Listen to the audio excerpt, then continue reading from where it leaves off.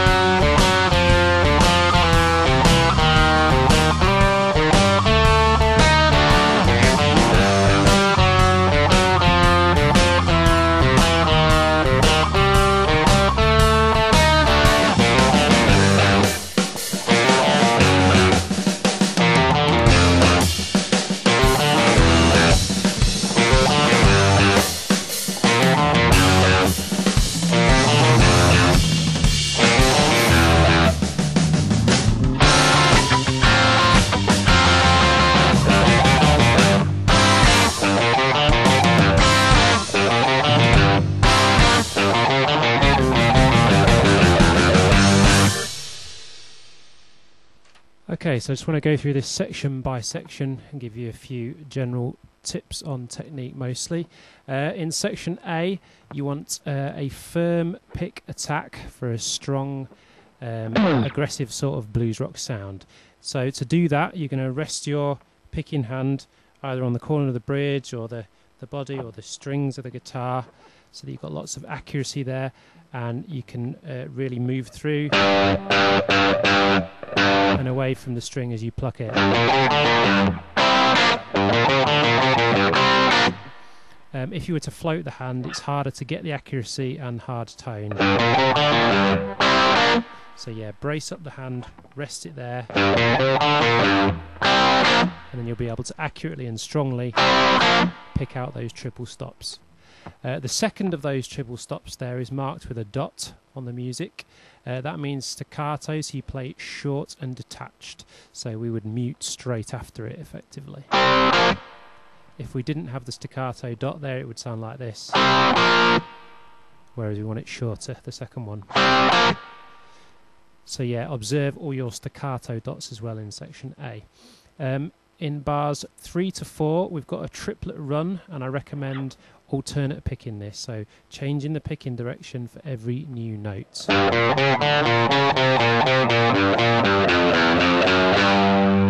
It's possible to do it all downwards, but I think it gives a slightly weaker tone and it's much harder to get it up to speed.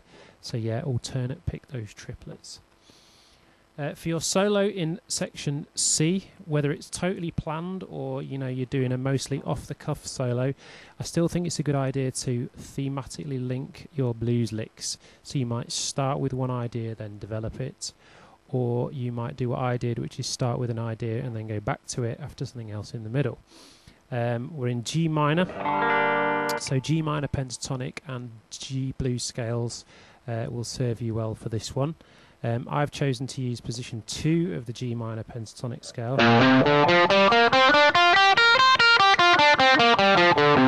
and position 4.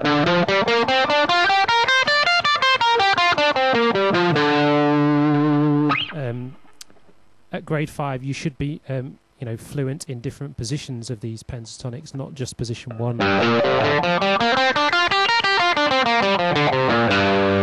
So learn all 5 and exploit them in your solos.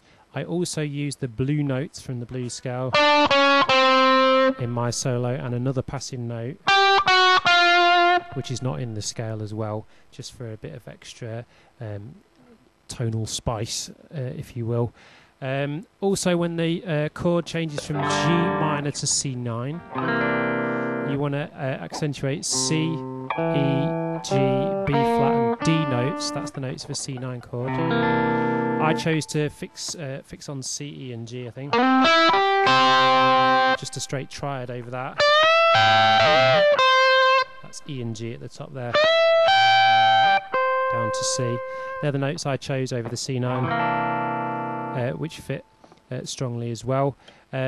So yeah, even if you're just straight doing licks in the blues scale, try and target the strong notes of the C9 chord. At the end of your solo, you want to make sure that you're not still soloing away when it's time to get back to. So my last run has a little pause in it to allow me to do that and pick up the phrase in there at the end of bar 24. So yeah, have something in mind to finish off your solo, even if you're planning on totally improvising it. Have a sort of a get out lick at the end. Dynamically, you want to go much softer in section D, so that the bass solo sticks out. So yeah, gently on the strings, and you may even turn your volume down there.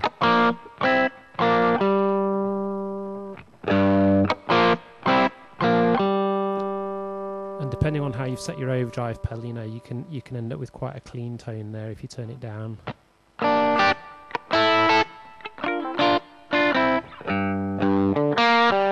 And then you're going to build it up after that towards the end of that section.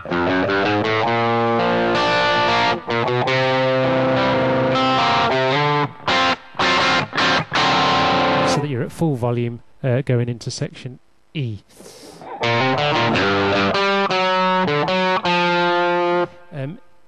I'd also recommend practicing that section E on its own quite a few times, because the fingering's tricky. I would choose your own fingering for that, but make sure that you can do it the same way every time, and look out for that first slide into that first note.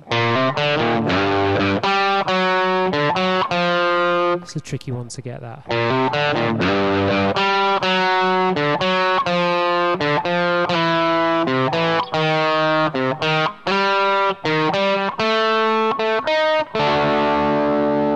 So whatever fingering you choose there, moving up, make sure you can do it the same way every time, and then you won't get your fingers in knots. The piece goes back pretty much to where it started, so there's not much else to say really. So yeah, get stuck in and enjoy.